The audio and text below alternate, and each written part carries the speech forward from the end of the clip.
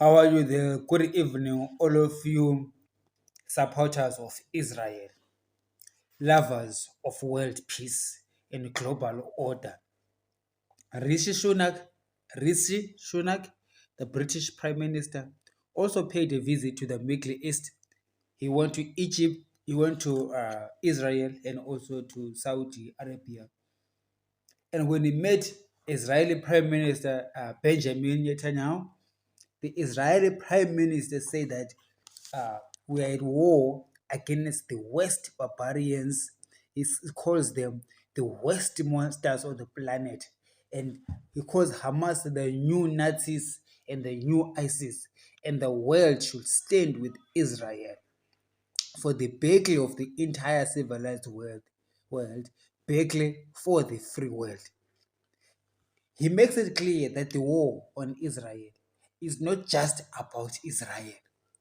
If you are short sighted and you get caught up in the pro Palestinian movement that lacks the depth of making you understand what really this war is about, everybody supports the Palestinian people. You are pro Palestinian, me too. Yet I support Israel because Israel is at war against the enemies of the Palestinians and the enemies of all the Muslims and Arabs in the Middle East. If Iran, Hezbollah, and Hamas are allowed to do as they please in the Middle East, trust me, the worst victims of that rule of Iran and Hamas and Hezbollah is the Muslims and the Arabs in the Middle East.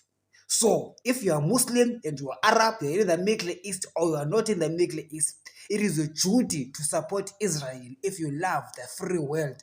But if you are deceived by the liars and the propagandists, you think that being pro-Palestinians means death to Israel. And that is an ill advice. It is an ill-advised ideology perpetuated by liars. The devil himself who sits in Iran, who sponsored Hezbollah and Hamas to destroy Israel. Israel has been a good force in the region. The presence of the state of Israel itself.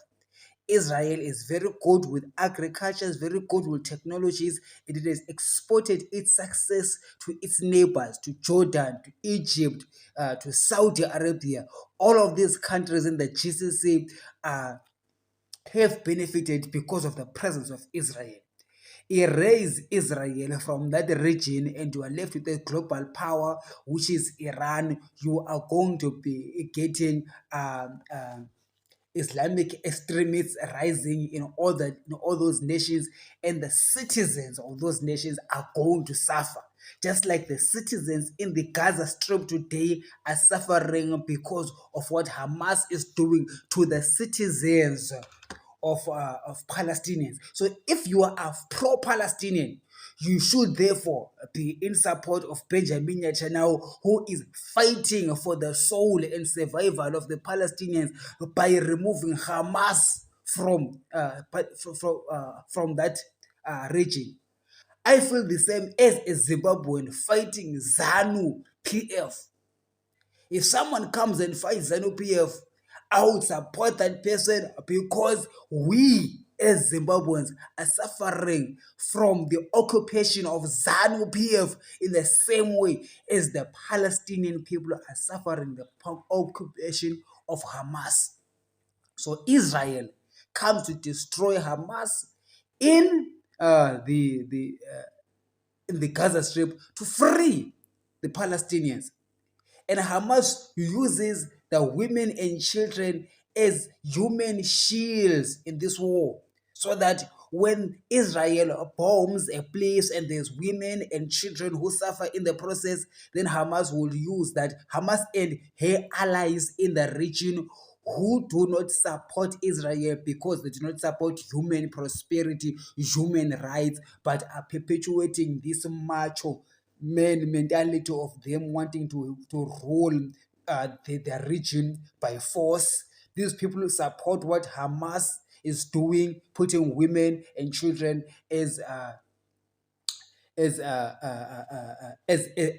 human shield, and therefore post pictures around the world and say, look what evil Israel is doing, because they want to paint a picture that the Israel army is the bad guys here, when in actual fact the bad guys is Hamas.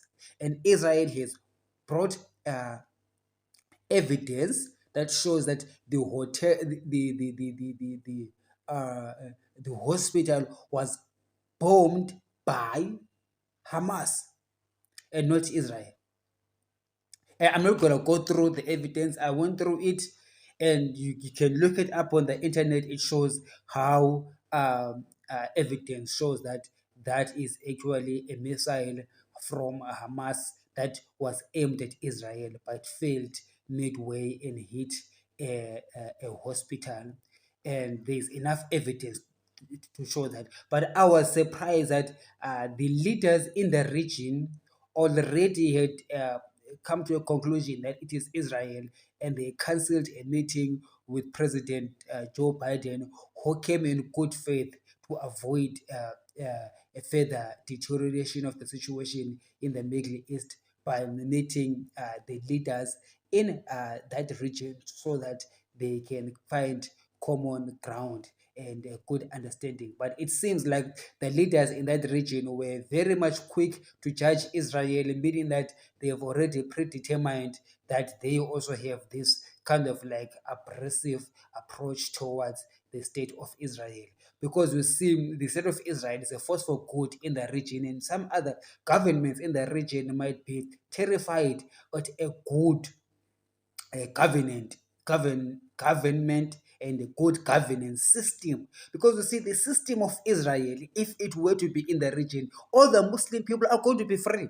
You see, the deception of the devil, it works like this. It works on the emotions of people through lies, half-baked truths, and makes everybody who believes to be Muslim to think that being Muslim means you must support Hamas. Hamas is a terrorist organization. Muslims and Arabs are dying and are being oppressed by Hamas, Hezbollah, ISIS, all of those terrorist organizations who use the Quran and Allah and people's faith in God as a cover up for their evil acts, and they use that to take over governments for the sake of doing what ZANU-PF is doing in Zimbabwe. ZANU-PF purports that it is a liberation party. Of course, they did participate in the liberation struggle, but after they were given the country, they became worse than the Smith regime. They themselves are now the biggest yoke on every Zimbabwean right now. Just a few people in Harare. Hamas and ZANU-PF are the same. I understand the power and the glory of God and the wisdom of Jehovah for using Benjamin Netanyahu and the army of Israel to free the Palestinians. Let's talk about this is a Jewish nation that is going into free Arabs and Muslims from their own Arab and Muslim oppressors, which is Hamas. It's the same thing that Zimbabweans need. A global force for change that can help us to remove ZANU-PF from power. So my support for Israel is very clear, and it is based on sound wisdom and sound doctrine that shows that it is from God, because this is a battle between good and evil. And if you support good, you will support Israel. If you support evil, you will support Hamas. There is nothing good that Hamas is bringing to the region. If you're going to say Israel must stop the war and stop attacking Hamas, are you saying that you are allowing Hamas to gain power in the Gaza Strip? If we truly love the Palestinians in Gaza Strip, do you believe that they are in good hands, being led by Hamas, that terrorist organization that hates its own people? Are you sure for that? And if you agree with me that Hamas has to go? Are you not wise enough to recognize that for Hamas to go, there has to be a war, and Israel is at a war against Hamas that has to go? And for Israel's war to succeed, it has to drop bombs on Hamas and Hamas territories and or Hamas tunnels. And isn't it clear to you that since Israel is a good army, it does warn the people before it goes and bombs a place? But Hamas anyway finds a way of not clearing the people away. For example, before Israel bombed the northern part of the of Gaza, Gaza City, the Jabalia, the Wash region, the Beit Lahia region, Al Hazra, when Israel told the people to go to the south, what did Hamas do? The Hamas was the one that was blocking people from going to the south because Hamas just want as many innocent victims as possible in this war for their propaganda purposes. Because when Israel gave that warning and said we're giving you 24 hours to vacate northern Gaza, if Hamas left the people in Gaza Strip, it would have opened the way so that people can go to the border to Rafah, and even there in Jarara, Wadi Asaka, and in Al Musada. Why did Hamas block? Because Hamas doesn't care about the people in the Palestine, about the ordinary Palestinians. They are only consumed about this demon in them, which is the hatred for Israel. Why are they consumed with that demon? Because that demon is Satan, who hates progress. You see, Israel brings progress in the region. Just like us as Zimbabweans, we need to partner with Israel in order to bring progress in Zimbabwe. If you look at the Israel towns, small villages in the Negev region in the south, talking about Melfasla, the Kruma, Neturot, Kafa, Maiman, Shokil, Be'eri, going all the way to Abasan, Al Jadida, Kemel. No, not that one. Abajan is actually in the Gaza Strip. You will see there the farming communities. They have got farms. They with little villages. With imagine that place was a desert, but the technology that they have used to turn that area into a farming region is amazing. Right after the border into Egypt, into the Sinai region of Egypt, you will see that the desert is empty. Nothing is going on. Just across the border, vegetation in a desert. That is the glory of God in Israel. These people are my people. I bless people and they're doing well. If Zimbabwe wants to succeed, Zimbabwe has to partner forever with Israel, and no government must be allowed to do what the ANC is doing. Naledi Powder going around, bashing Israel like that. We begin to see sound wisdom escaping politicians. I'm very fearful for the Southern African region, especially South Africa, the ANC. South Africa is a very promising country which needs to support its suffering black masses, yet the black leaders are against Israel. And people who are against Israel are against progress and they are against their very own people. And they hide their hatred of prosperity and doing well by saying they are pro-Palestinian. If you are pro-Palestinian for real, then you will support Israel's war against Hamas. Because if you say free Palestinian, you are actually saying Israel must not attack Hamas, which means you are saying free Hamas, which means you are saying free ZANU-PF. It's the same thing. So I'm not surprised when the people in the ANC support Hamas, because they also support ZANU-PF, which is an oppressive regime in Zimbabwe, and Hamas, which is an oppressive regime in the Gaza Strip. And ANC support both of these oppressive regimes, meaning that they are also willing to do the same to the black South Africans. So I feel sad for my region that if South Africa is led by an anti-Israeli government supporting another one, ZANU-PF, which is also its people, anti-Israeli government as well. The Iranian president was in Zimbabwe a few months ago, deepening ties with Harare. He said to President Emerson Mnangagwa, he said that those of us whom the West hates are supposed to come in together. I do not know what is coming together that the Iranian leader was doing or talking about in Harare.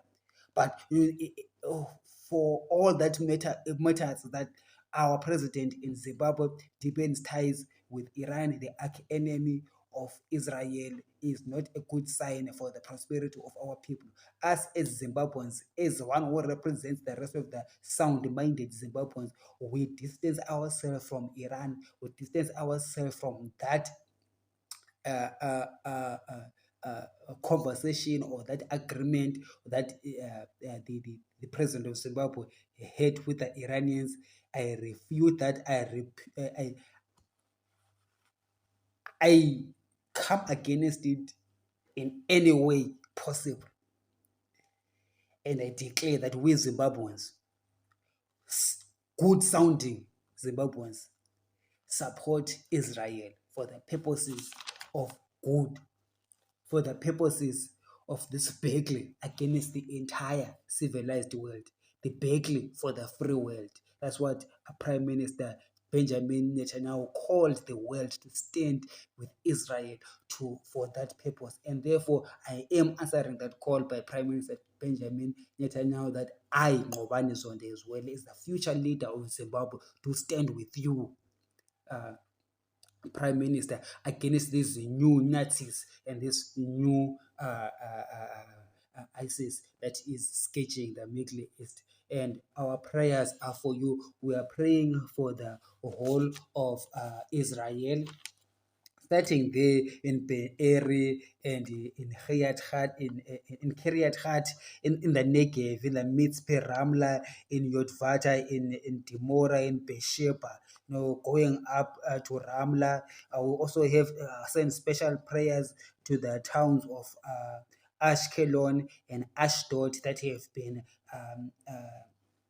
receiving the barrage of attacks from the Gaza Strip, and we also pray even up further, going north through Bat Yam to Tel Aviv to Hezekiah to Netanya to Hadera, all the way to Haifa. Is important in Haifa and in Hanaria. Naharia and Haifa. It's very important that we pray for the Israeli towns in the northern border.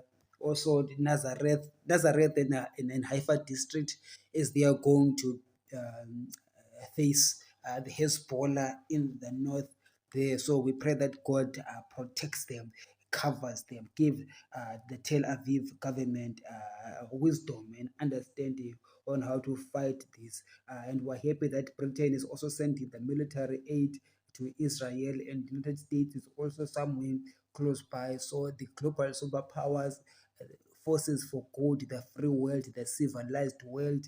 I'm happy to see that they are coming, aiding Israel and not forgetting Israel and not falling down by the wayside through the propaganda that Hamas and its surrogates are spreading, the haters of civilization who are sheep in wolves, who are actually wolves in sheep clothing, who come and with this with anti-Israeli propaganda.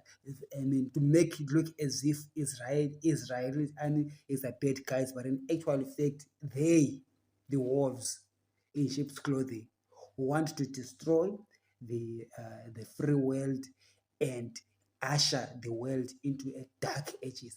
Benjamin Netanyahu calls it, they want to usher the Middle East into the Middle Ages. And if the war against Israel is won in the Middle East, these global bad boys will win a global war and run the world, and they will usher the whole earth into the Middle Ages. All of us. So if you love the free world, if you love development and prosperity of all mankind, you need to stand with Israel.